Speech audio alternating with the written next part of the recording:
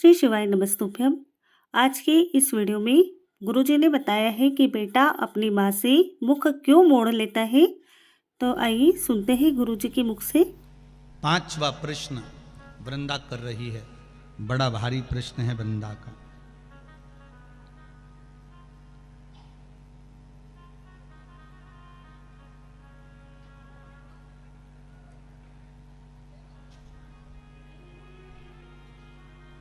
जब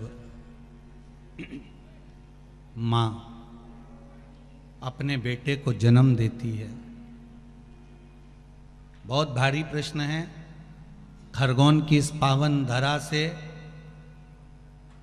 जो ये पाठक परिवार द्वारा कथा चल रही है, इस कथा से पूरे विश्व के लोगों को इस प्रश्न के बल पर बल प्राप्त होगा।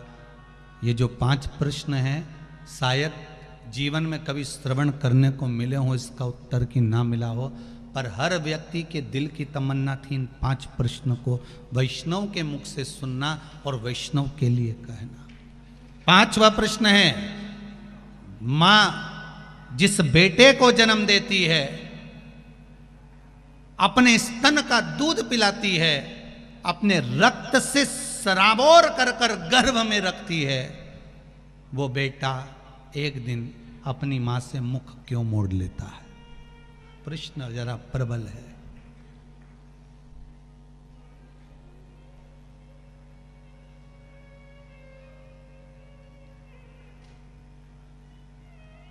थोड़ा भारी प्रश्न है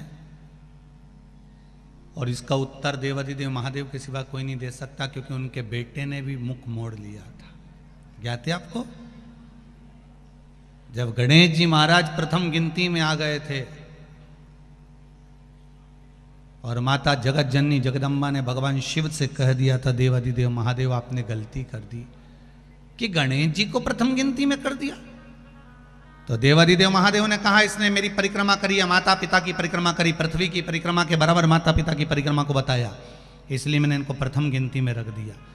तब माता पार्वती जी बोली, गणेश जी चूहे पर गए थे, कार्तिकेय मोर पर गया था, गणेश जी ने चतुरता करी, अपने माता पिता की परिक्रमा कर ली, और एक बेटा जो मोर पर बैठकर परिक्रमा करने गया है वो आएगा तो दुखी होगा, आपने तो ये गलती करी। तो देवाधिदेव महादेव ने कहा, फिर करें क्या? इतने में माता पार्वती ने कहा देवाधिदेव महादेव से, भोलेनाथ आपने अपने पुत्रों के सम्मुख में एक गलती कर दी कि एक बेटे ने बुद्धि का परिचय दिया और उसको प्रथम बना दिया, और दूसरा बेटा अपने शरीर से परिश्रम कर कर परिक्रमा कर कर आ रहा है, उसको प्रथम नहीं बनाया। मैं आपसे आज एक वर मांगती हूं, अगर देना चाहें तो दे दीजिए। शंकर जी ने कहा, मांगो पार्वती, कौन सा वर चाहिए? माता पार्वती ने कहा, वर दीजिए, आप बिल्कुल भोले हो, आप बिल्कुल सरल हो, आपके बराबर दुनिया में कोई भोला हो ही नहीं सकता कि बेटे ने तुम्हारी परिक्रमा करी और तुमने उसको पूरी तिजोरी की चाबी सौंप दी। बेटे ने परिक्रमा करी और तुमने उसको पूरी प्रॉपर्टी सौंप दी, पूरी जायदाद दे दी, और एक बेटा जो शरीर से परिश्रम कर रहा है वो नहीं दिख रहा।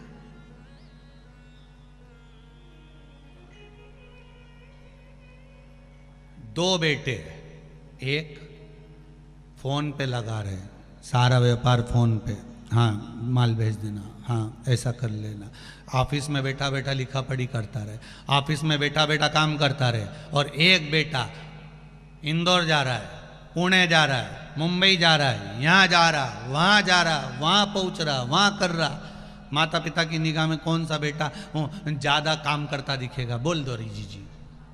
अरे बोलो बोलो, तुम तो बोल, पीछे मटो तो निमाड़ी हो, यहाँ तो मिर्ची के लिए बोल दिए तो भाई बोलवा में कहीं जाए। तुम घबराना वबराना नहीं, तुम तो बोलो। सबको क्या लगेगा, ये बेचारा वहां जा रहा है, वहां जा रहा है, घर छोड़ रहा है, परिवार छोड़ रहा है, काम तो सारा यही कर रहा है, और दूसरा वो तो मोबाइल पर लगा। पर एक अगर मोबाइल पर लगा हुआ है, बैठकर ऑफिस संभाल रहा है, वो भी अपना बुद्धि का परिश्रम कर रहा है, तो दूसरा भी चल फिर कर परिश्रम कर रहा है।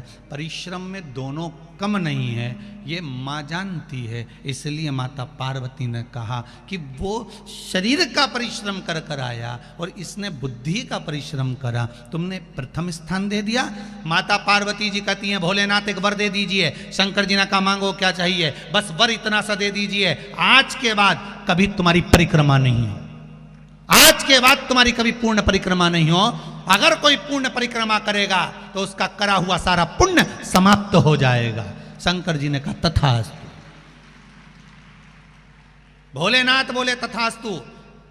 इसलिए पार्वती ने कहा आपकी आधी परिक्रमा होगी, जहां से चले थोड़ी दूर तक घूमे, जहां से जल निकलता है उसको पार नहीं किया गया, वापस घूमकर वहीं से आ गए। आपकी आधी परिक्रमा होगी, क्योंकि हम भोले इतने हो, कोई परिक्रमा लगा कर चले गया तो तुम दे दो। तुम्हारे तो वचन, लंका अधिपति रावण ने आकर कह दिया था कि प्रभु सोने की लंका दे दो, दे दी।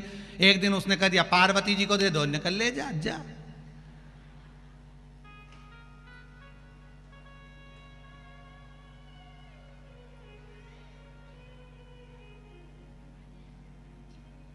होता है ना। एक डॉक्टर ने, मरीज गया और मरीज ने डॉक्टर से कहा, डॉक्टर साहब मैं बड़ा टेंशन में रहता हूँ, बहुत परेशानी है जीवन में। तो डॉक्टर समझा रहा था उसको, बहुत प्रेम से समझा रहा था कि देखो दिन भर भले तुम टेंशन में रहो, परंतु रात को टेंशन लेके बिल्कुल मत सोना, रात को टेंशन लेके बिल्कुल मत सोना। तुमसे निवेदन है दिन भर कैसे भी रहना, पर रात को टेंशन लेके मत सोना। तो मरीज बोला फिर वो टेंशन को मायके भेज दूं क्या? मतलब टेंशन कौन थी? टेंशन कौन थी? उसको मायके भेज दूं? तो डॉक्टर बोला भैया तू अपने घर जा, मेरी लड़ाई मत करा देना, तू अपने घर जा। मांगा देवाधिदेव महादेव, वही बात सामने जो प्रश्न था ना एक सम्मुख में कि वही चूहेदानी में चूहा सोता है, साबुनदानी में साबुन, फिर मच्छरदानी में इंसान क्यों सोता है?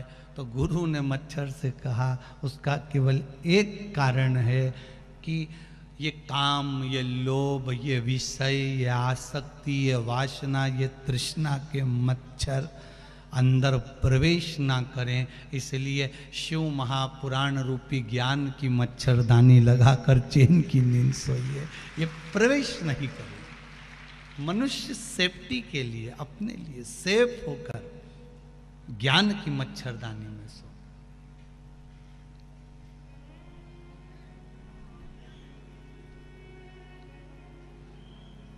अब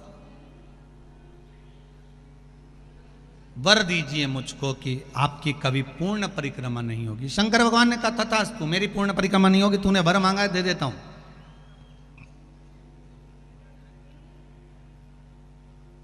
कार्तिकेय जी आए,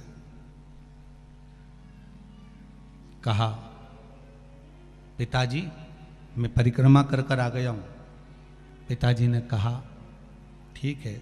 इतने में गणेश जी बोल दिए प्रथम गिनती में मैं गिना जाऊंगा, क्योंकि मैंने माता पिता की परिक्रमा करी। क्रोध आ गया।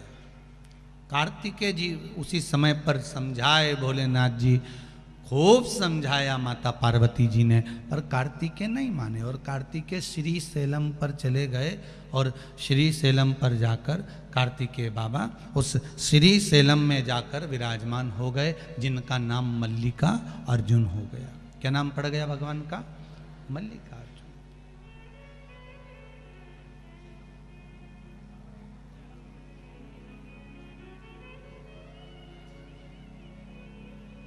भगवान श्री मल्लिकार्जुन के रूप में विराजमान हो गए। अब देखो महीने में एक बार माता पार्वती और भगवान शंकर मल्लिकार्जुन भगवान को, भगवान कार्तिकेय को मनाने के लिए पहुंचते हैं।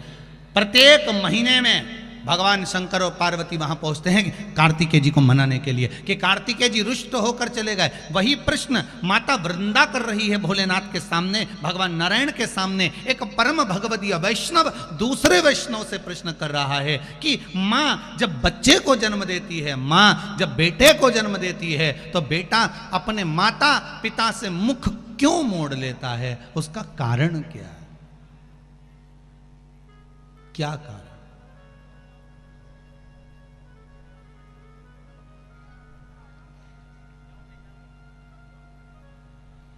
पर कई घर ऐसे भी हैं जिसमें माता पिता से बच्चे मुख नहीं मोड़ते। भाई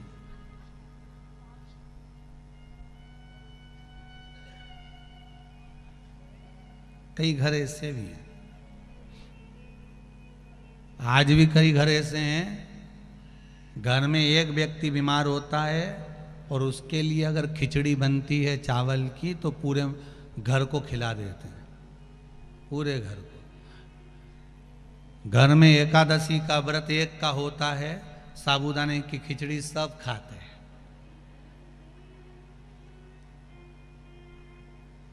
इसी से नजर आती है कि एकता कितनी अपने घर में हो। इसी से नजर आती है कि व्रत एक का और निपटा सब रहे। इससे समझ में आ जाता है कि हाँ ठीक है।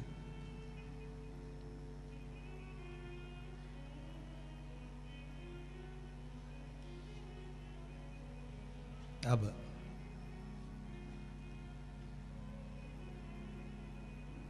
ऐसा नहीं कि सभी घर में, वृंदा का जो प्रश्न है बड़ा सुंदर प्रश्न है कि माता से पिता से बच्चा मुख क्यों मोड़ लेता है? जिसको दूध पिलाया, जिसको जन्म दिया, जिसको सम्मुख रखा, वो मुख क्यों मोड़े?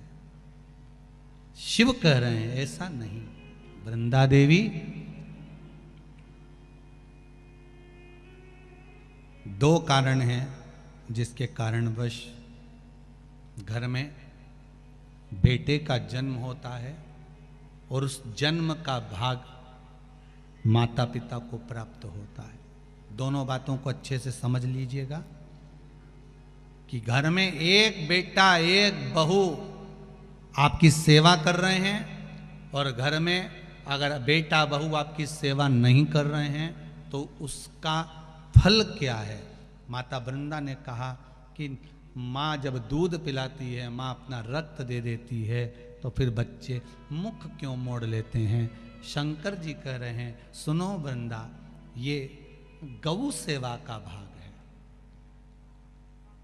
धेनुमानस में, गरुण पुराण में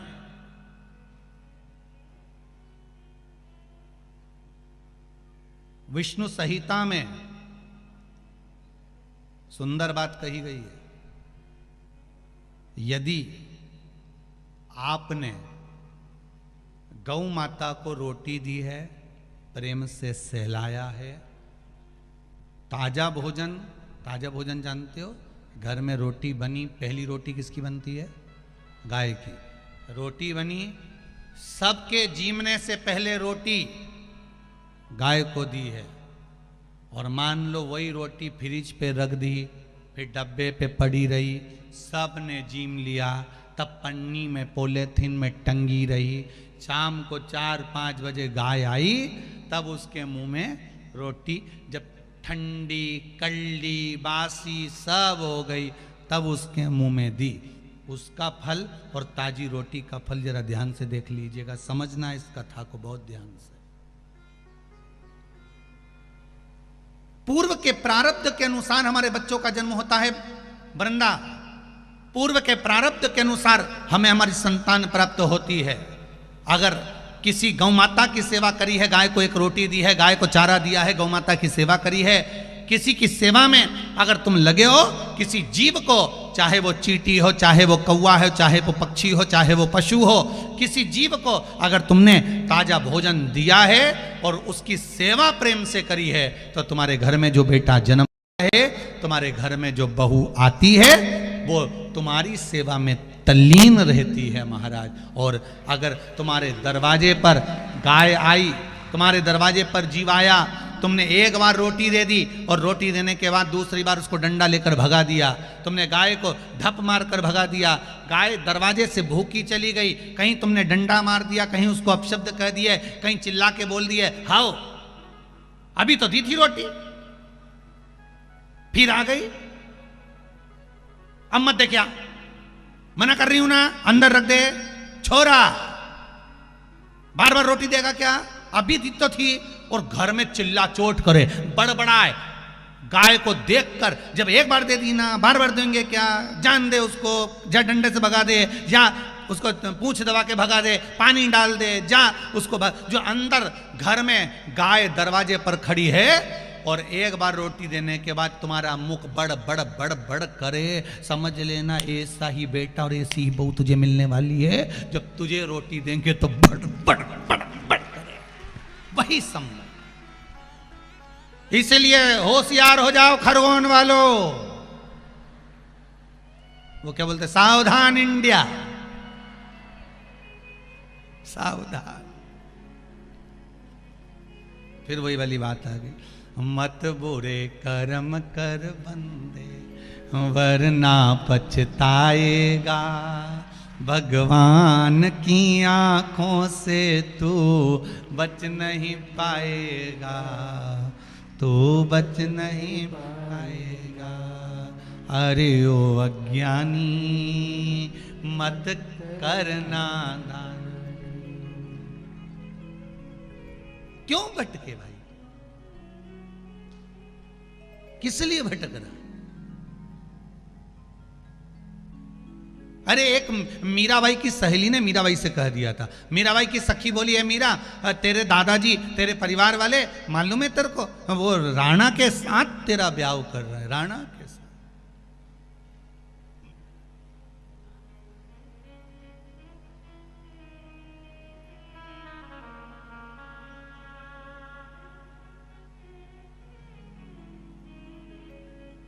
मालूम है तेरे को मीरा? मीराबाई ने कहा मेरे परिवार वाले मेरा ब्याह, अरे मेरी माँ को तो मालूम है कि जब एक दूल्हा निकल कर जा रहा था तो मैंने माता से पूछ लिया था ये कौन जा रहा है और डोली में कौन जा रही, तो मीरा की माँ ने कह दिया था ये दूल्हा है वो दुल्हन है। तो मैंने माँ से जिद करी थी, माँ मुझे दुल्हन बनना है, मेरा दूल्हा ला। और मेरी माँ ने मुझे लकड़ी की, एक पत्थर की, एक कांट की, एक भाटा की, एक मूरत मुझे ला कर दे दी थी पत्थर की। वो मूरत से मेरी लगन लग गई, तो अब दूसरी लगन कहाँ लगाऊंगी बता। अब क्या?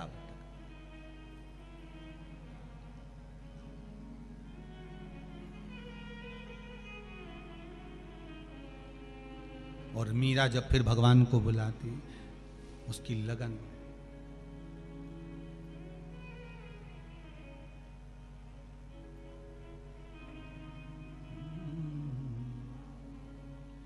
मेवतड़ी बुलावे थाने, मीराबाई बुलावे, आजा मनमोहन मीरा मेवतड़ी बुलावे, आजा मनमोहन मीरा मेड़ता बुलावे, मीरा बुलावे थाने दासी समझावे रे, आजा मनमोहन मीरा मेवतड़ी बुलावे, आजा मनमोहन मीरा मेवतड़ी बुलावे। आओ से दोनों हाथों से, मनमोहन मीरा मेवतड़ी बुलावे, मेवत बुलावे तने मीराबाई बुलावे, मनमोहन मीरा मेवतड़ी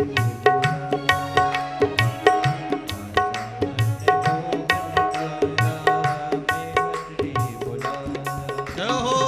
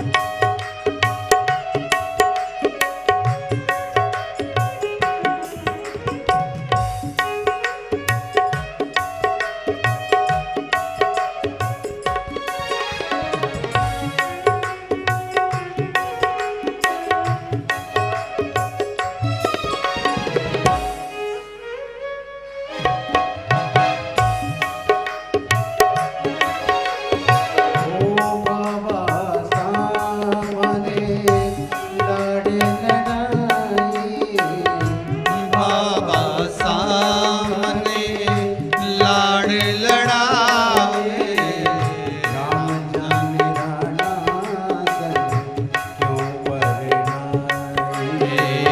राम जान राणा संग क्यों परनाए। ओ बाबो सामने लड़ लड़ाए। बाबो सामने लाड़ लड़ाए। ओ राम जाने राणा संग क्यों परनाए।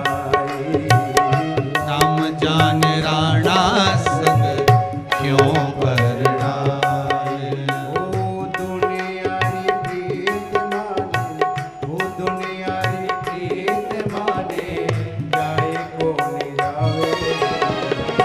आजा मन मोहन मीरा मेवतड़ी बुलावे। आजा मन मोहन मीरा मेरता बुलाए। ओ मेरता दुनियारी प्रीत माने, रास कौन आवे रे।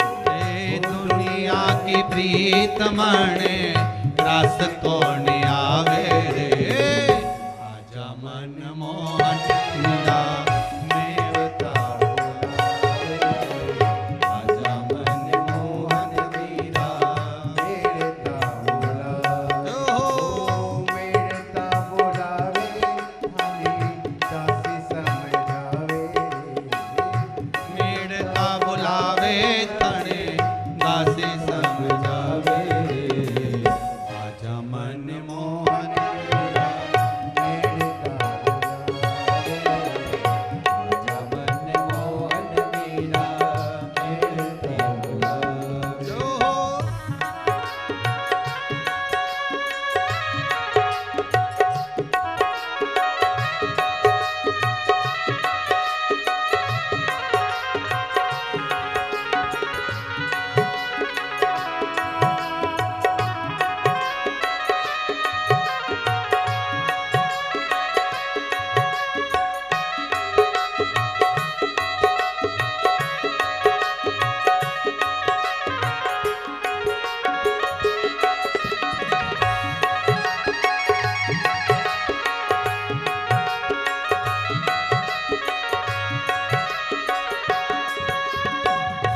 पत्थर निकाय मुझे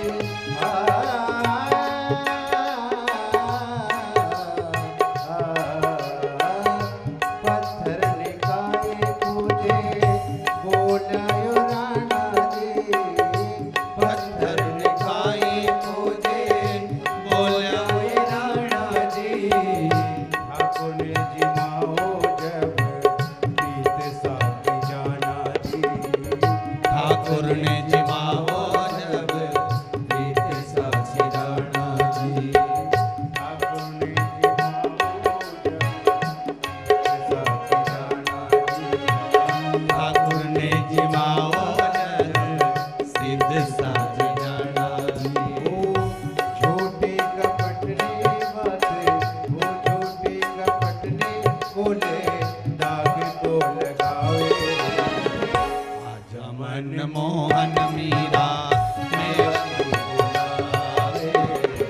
आजा मन मोहन मीरा मेवती बुलावे। ओ मेरता बुलावे थाने, दाग समझावे। ए मेड़ता बुलावे थाने मीरा समझावे।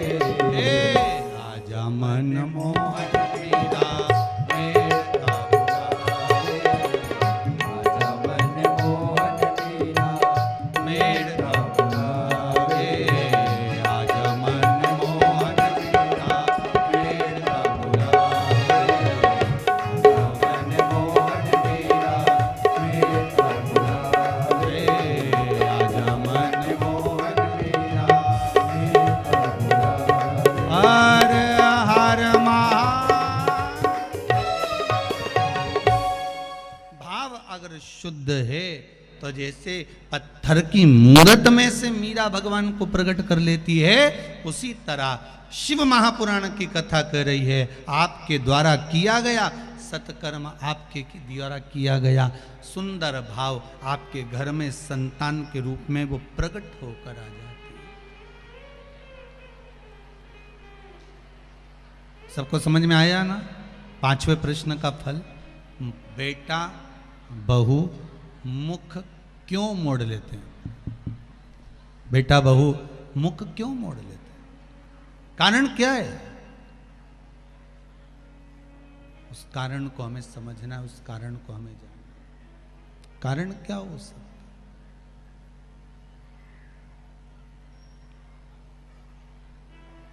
गौ माता को अगर रोटी दी है, गौ माता की चाकरी करी है, गौ माता को अगर कुछ प्रदान किया है, गौ माता को अगर कुछ दिया है, प्रेम से आपने गौ सेवा को तत्पर माना है, तो घर में जो संतान होगी ना वो भी सुख देने वाली है। और अगर आपने जरा सा घर में क्लेश रखकर अगर कुछ करा है, शिव महापुराण की कथा तो यहाँ तक कहती है, अगर आपके घर के लोग मना करें कि शिव पुराण में मत जा, लड़ाई करे झगड़ा करे, तो आपसे हाथ जोड़ के निवेदन है, जी जी हो खरगोन वाली, अपने घर में ही अपन भले आस्था चैनल चालू करो, 1 बजे से 4 बजे तक टीवी पर ही कथा देखो। टीवी चलाने को भी मना करे तो मोबाइल पर देख लो, और मोबाइल चलाने को भी मना करे तो श्री शिवाय नमस्तुभ्यम घर में बैठ के जपते रहो, भगवान का स्मरण करते रहो, भजन करते रहो, कीर्तन करते रहो। तो हर हर महादेव दोस्तों, यदि आपको मेरी ये वीडियो पसंद आई है तो चैनल को सब्सक्राइब करें और इस वीडियो को अपने दोस्तों और अपनी फैमिली के साथ शेयर करें।